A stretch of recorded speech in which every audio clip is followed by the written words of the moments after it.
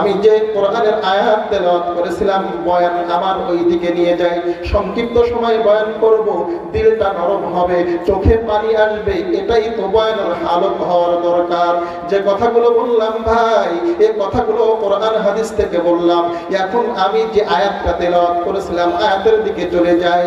আয়াতটা সকলের সুপরিচিত আয়াত, আয়াতটা সকলের সুপরিচিত আয়াত। সূরা তাহার মধ্যে আমার আল্লাহ তাআলা বলেন, ও বড় ক্ষুদ্র এলাকার যুবক ভাই, বৃদ্ধা বাবা, ও পর্দার আলের মা, ও বোন, সকলের একটা প্রসিদ্ধ চিনা পরিচিত মুখস্থ আয়াত আমার আল্লাহ তাআলা সূরা তাহার মধ্যে বলেন, মিনহা খলাকনাকুম ওয়া ফিহা নুঈদুকুম ওয়া মিনহা নুখরিজুকুম তারাতান উখরা। ওরে বান্দা, আমার কোরআনের দিকে তাকায় দেখ, আমি আল্লাহ তোদেরকে মাটির থেকে সৃষ্টি করেছি, মাটির থেকে সৃষ্টি করেছি। আমি আল্লাহ তাআলা মালাকুল মাউত আজরাইল ফেরেশতার মাধ্যমে ঠিক নির্দিষ্ট একটা সময় তোমাকে দুনিয়ার জমিনে দিয়েছি। তোমার সময় যদি 12টা পর্যন্ত থাকে, 12টা বেজে 12টা 1 মিনিটেও যাওয়ার কোনো সুযোগ নাই। মালাকুল মউতের মাধ্যমে তোমার জানখানি বাহির করিয়া আমি আল্লাহর দরবারে মালাকুল মউত কোরআন দিয়ে চলে আসবে। তোমার স্বজনেরা তোমাকে দাফন কাফন করিয়া আবার ওই মাটির মধ্যে ঢোকায়া দিবে। এজন্য আল্লাহ তাআলা বলেন, মিনহা খলাকনাকুম, বান্দারে আমি আল্লাহ তোরে মাটির থেকে সৃষ্টি করেছি। ওয়া ফিহা নুঈদুকুম, আমি আল্লাহ তোমাকে আবার মাটির ভিতরে ঢোকায়া দিব। ওয়া মিনহা নুখরিজুকুম তারাতান উখরা। ও বান্দা, আমি আল্লাহ ওই মাটির মধ্য থেকে আবার তোমাকে বাহির করব। ও বান্দা শোনো, ওরে নবীর উম্মতের দল, যুবক ভাই, মুরব্বি বাবা, আমাদেরকে মাটির মধ্য থেকে বাহির করিয়া জীব জানোয়ারের মতো, গরু ছাগল হাঁস মুরগি অন্যান্য পশুদের মতো আল্লাহ যদি কিয়ামতের ময়দানে আমাদেরকে উঠায়া আবার মাটির সাথে মিশা দিতেন, আমাদের কোনো দুঃখ ছিল না, আমাদের কপালটা বড় ভালো ছিল। কিন্তু না রে বান্দা, না না না, আল্লাহ তাআলা বলেন, ওই মাটির থেকে বাহির করিয়া তোমাদেরকে আমি আল্লাহ তাআলার কাঠ করাই দাঁড় করাইব। আল্লাহ তাআলার কাঠ করাই দাঁড় করাইয়া 50, 60, 70, 80 বছর, 100 বছর হায়াত দিয়েছিলাম। ও যুবক, ও মুরব্বি, তোমরা কি করছো? হায়াতটা কোথায় ব্যয় করছো? লক্ষ লক্ষ কোটি কোটি টাকার সম্মান দিয়েছিলাম, সম্মান দিয়েছিলাম, এগুলো কোথায় ব্যয় করছো? একটু হিসাব দাও। হিসাব দিয়া এরপর জান্নাত জাহান্নামের ফয়সালা হবে। এজন্য মনটারে বুঝাও হে মন, আল্লাহ তাআলার কাঠগড়ায় দাঁড়ায়া যদি আমি আপনি ধরা খেয়ে যাই, আল্লাহ না করুক ধরা খেয়ে যায়, ওই দিন আমার আপনার মতো কপাল পুরা আর কে হতে পারে বলে? আল্লাহর কাঠগড়ায় দাঁড়াইয়া যদি ধরা খেয়ে যায়, ওই দিন আমার আপনার মতো কপাল পুরা আর কে হতে পারে? আল্লাহ বিনা হিসাবে জান্নাত দিয়ে দিলে আলহামদুলিল্লাহ, কিন্তু কাঠগড়ায় দাঁড়ায় যদি ধরা খেয়ে যায়, ওই দিন কি হবে? মনের কাছে প্রশ্ন করো হে মন, দুনিয়ায় গুনাহ বেশি করছো নাকি নেকি বেশি করছো? আল্লাহ তোমাকে কেন দুনিয়ায় পাঠাইলো? আল্লাহ তো সূরা মুলকের মধ্যে বলে দিয়েছেন, আল্লাযী খলাকাল মাউত ওয়াল হায়াত লিয়াবলুয়াকুম আইয়ুকুম আহসানু আমালা। বলে নাই আল্লাহ সূরা মুলকের মধ্যে বান্দাকে জানা দিল, বান্দা আমি তোকে কেন সৃষ্টি করেছি দেখ। সূরা মুলকের 2য় আয়াত পড়ে দেখ। এরপরে আল্লাহ তাআলা 18 নম্বর পারা 8 নম্বর পৃষ্ঠার মধ্যে আল্লাহ তাআলা বলেন, আফা হাসিবতুম আন্নামা খলাকনাকুম আবাসা। ও বান্দা, তোমাকে আমি আল্লাহ কিন্তু বেহুদা সৃষ্টি করি নাই, তোমাকে আমি আল্লাহ একটা কারণে সৃষ্টি করেছি। জিন এবং মানুষকে আমি আল্লাহ সৃষ্টি করেছি আমার ইবাদতগুলো আমি করার জন্য।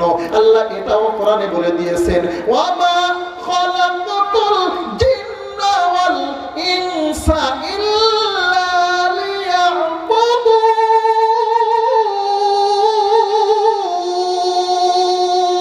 আল্লাহু আকবার। আল্লাহ তাআলা যে ও বান্দা শোনো, আমি আল্লাহ কোরআনে বলে দিলাম জিন এবং মানুষকে সৃষ্টি করেছি একমাত্র শুধুমাত্র আমি আল্লাহ তাআলার গোলামি করার জন্য। এইখানে একটা বিষয় আছে, একটু সুন্দরভাবে চিন্তা করে দেখেন, আমি আপনাদেরকে বুঝায় দিই। আল্লাহ তাআলা বলেন ওয়ামা, মা মানে না, খলাকতু সৃষ্টি করিনি, ইল্লা হ্যাঁ তবে সৃষ্টি করেছি লিয়াবুদুন। আল্লাহ তাআলা প্রথমে নফির সিগা আনছে, প্রথমে না করছে এরপর হ্যাঁ করছে। আল্লাহ তাআলা বলছে ওয়ামা খলাকতুল জিন্না ওয়াল ইনসা, আমি জিন এবং মানুষকে সৃষ্টি করিনি, ইল্লা হ্যাঁ তবে করেছি লিয়াবুদুন, তবে করেছি একমাত্র শুধুমাত্র আমি আল্লাহর ইবাদত বন্দেগী গোলামি করার জন্য, দাসত্ব স্বীকার করার জন্য। এখন এই তাকিদ কেন আনলো? আমি যদি এইখানে বলি যে এইখানে কেউ আমার ভাই না, একজন আমার ভাই, ওই ব্যক্তি আমার ভাই, তাহলে আপনারা সবাই ওর দিকে তাকাবেন না? সবাই তাকাবে, অর্থাৎ তাকিদ বুঝালাম যে ওই ব্যক্তি আমার ভাই। আল্লাহ তাআলা এইভাবে তাকিদ বুঝাইছে যে এখানে কেউ, এখানে আমি জিন ইনসানকে সৃষ্টি করিনি, ইল্লা তবে করেছি লিয়াবুদুন, ইবাদত বন্দেগী গোলামি করার জন্য। ওদিকে সূরা মুলকের মধ্যে আল্লাহ তাআলা বলেন আল্লাযী খালাকাল মাউতা ওয়াল হায়াতা লিয়াবলুয়াকুম আইয়ুকুম আহসানু আমালা। ও বান্দা, আমি আল্লাহ তোর হায়াতের মালিক, মউতের মালিক, এবং আমি আল্লাহ তোকেই সৃষ্টি করেছি। কেন সৃষ্টি করেছি জানো? আহসানু আমালা, উত্তম আমল করার জন্য সৃষ্টি করেছি। কি করার জন্য? উত্তম আমল করার জন্য আল্লাহ সৃষ্টি করেছি। এইখানে যদি আল্লাহ তাআলা বলতেন আকসারু আমালা, বোঝেন ভালো করে বুঝবেন, এইখানে যদি আল্লাহ বলতেন আকসারু আমালা, তাহলে এখানে বেশি আমল করার জন্য আল্লাহ সৃষ্টি করছে, এমনটা হতো। কিন্তু আল্লাহ আকসারু বলে নাই, আল্লাহ বলছে আহসানু আমালা, অর্থাৎ উত্তম আমল করার জন্য। আমল অল্প হোক, তবে উত্তম আমল আল্লাহর কাছে পেশ করা লাগবে। উত্তম আমল আল্লাহ চাই বান্দার কাছে, আকসারু অনেক বেশি আমল চায় না। দেখবেন মা বোনেরা যখন তরকারি রান্না করে, সবজি রান্না করে, তখন ওই সবজিটা যদি মজা হয়, ওটা অল্প হলেও অনেক ভাত খাওয়া যায়, ঠিক কিনা? অনেক খানা খাওয়া যায়। কিন্তু ওটা অনেক বেশি রান্না করছে, হলুদ দেয় নাই, লবণ দেয় নাই, তেল দেয় নাই, ওটা খাইতে মজা লাগবে?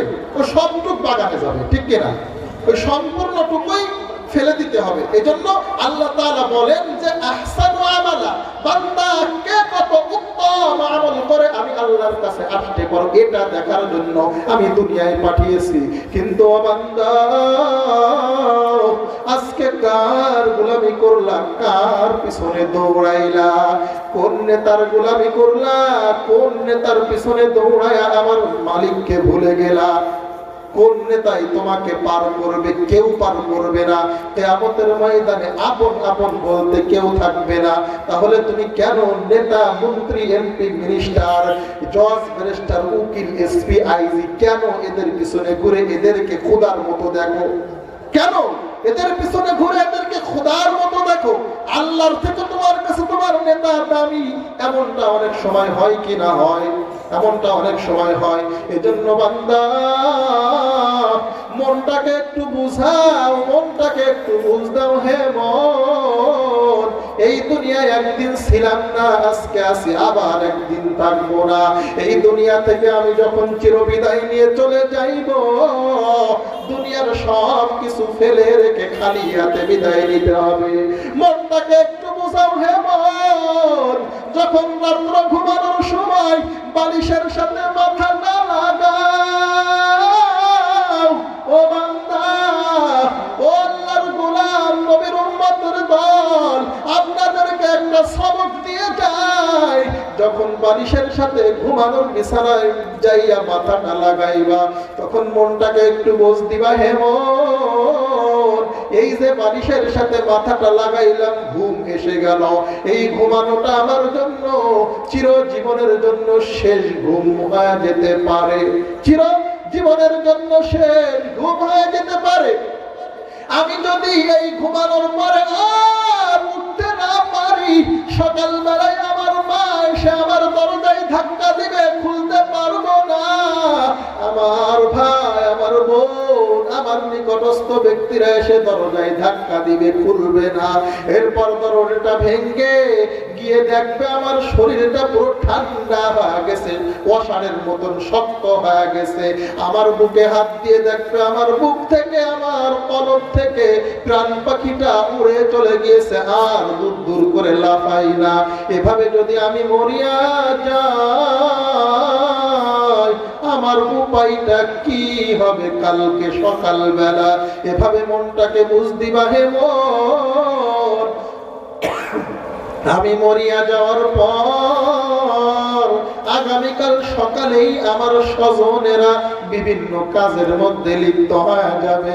একদল যাবে বাঁশ কাটতে, আর একদল যাবে কাপড়ের কাপড় কিনতে, আর একদল যাবে আমার আসল বাড়ি কবরের মাটি খনন করতে, আর একদল যাবে বরুণ পাতার গরম পানি করতে, আর একদল আমার জন্য মসজিদে গিয়ে ইমাম সাহেবকে বলবে, হুজুর মসজিদের খাটিয়াটা বাহির করিয়া দেন। আর আমার ভাইটা আর দুনিয়ায় নাই, আমার ভাই আব্দুর রহমান চিরবিদায় নিয়ে আল্লাহর ডাকে সাড়া দিয়ে চলে গিয়েছে, একটু মসজিদের মাইকে এলান করিয়া দেন। মসজিদের মাইকে এলান হয়ে যাবে, বড় ক্ষুদ্র এলাকার অমুক আব্দুর রহমান আর দুনিয়ায় নাই। মসজিদের মাইকে এলান হয়ে যাওয়ার পর সবাই সবার কাজের মধ্যে নিয়োজিত হয়ে যাবে। আমাকে গোসল দেওয়া হবে, আমি সব কিছু দেখতে পাইব। আমার ভাই, আমার বাবা, আমার মা কান্না করবে, সেটাও আমি টের পাইব, কিন্তু আমার কথা বলার মতো কোনো সুযোগ থাকবে না।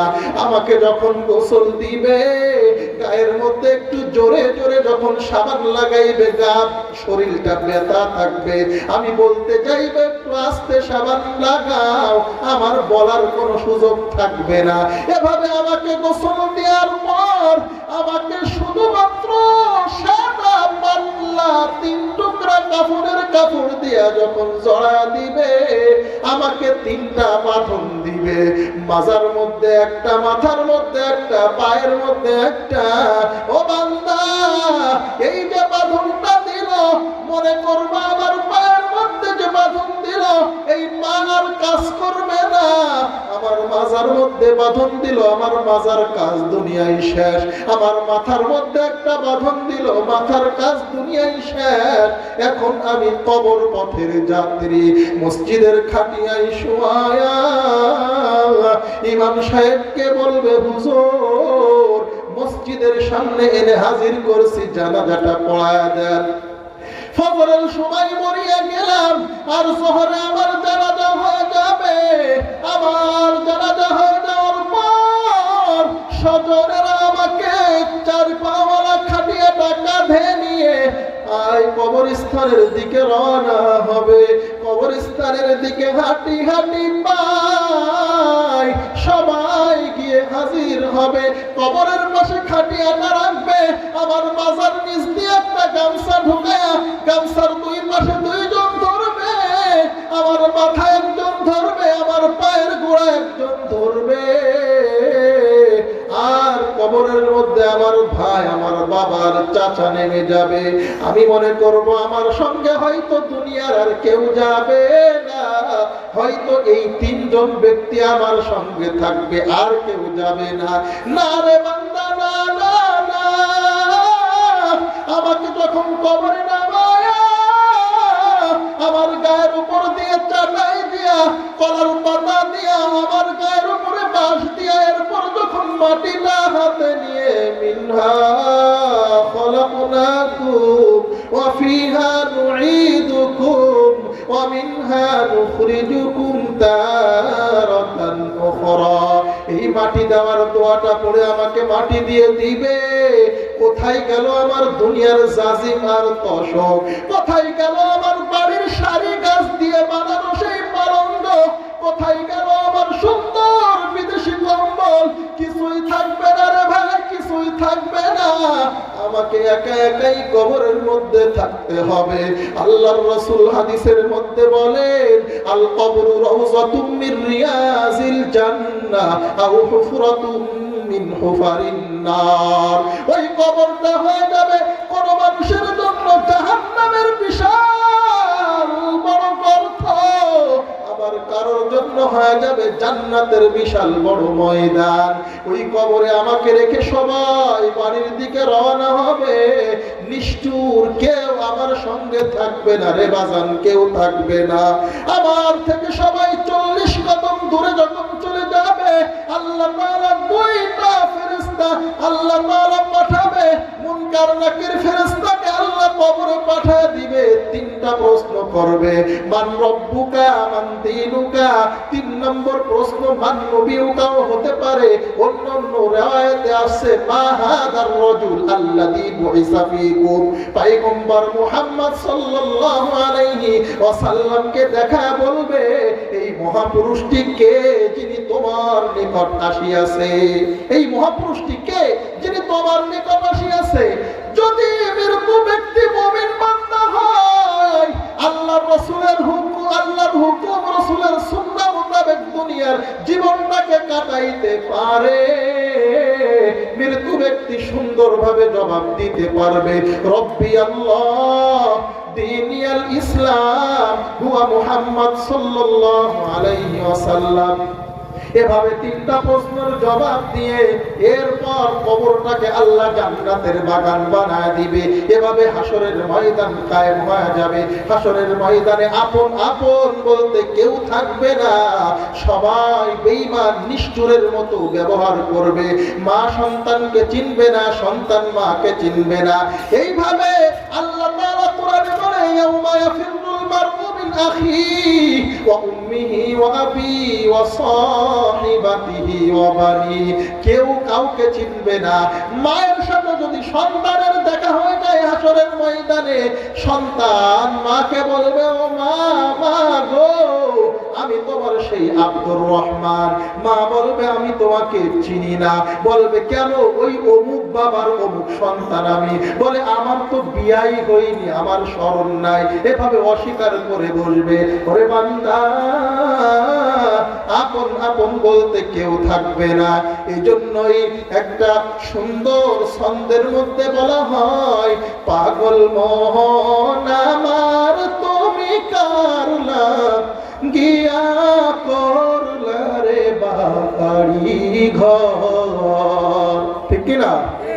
কেউ কারোর আপন না। এই জন্যই কবি বলেন, পাগল মন আমার তুমি কারলা গিয়া করলা রে সুখের ঘর।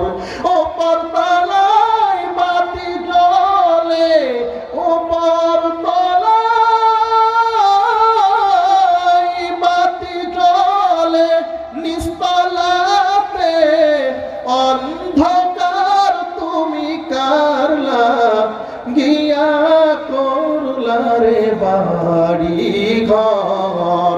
পাগল মন আমার তুমি কারলা গিয়া করলা রে সুখের ঘর। দুদিনের এই রং তামাশা আরো যত স্বপ্ন আশা, দুদিনের এই রং তামাশা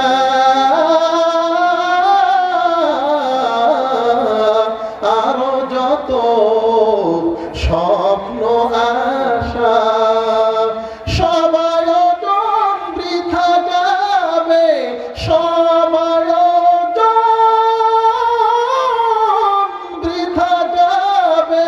শেষ ঠিকানা মাটির ঘর তুমি কারলা গিয়া করলা রে বাড়ি ঘর। পাগল মন আমার তুমি কারলা গিয়া করলা রে সুখের ঘর। ভাই বলো, বন্ধু বলো,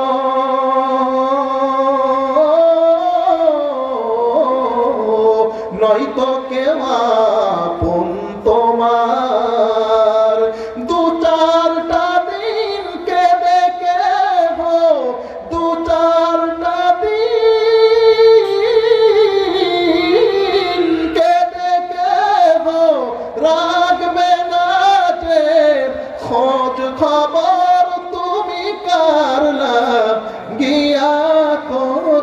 রে বাড়ি ঘর, পাগল মন আমার তুমি কারলা গিয়া করলা রে সুখের ঘর।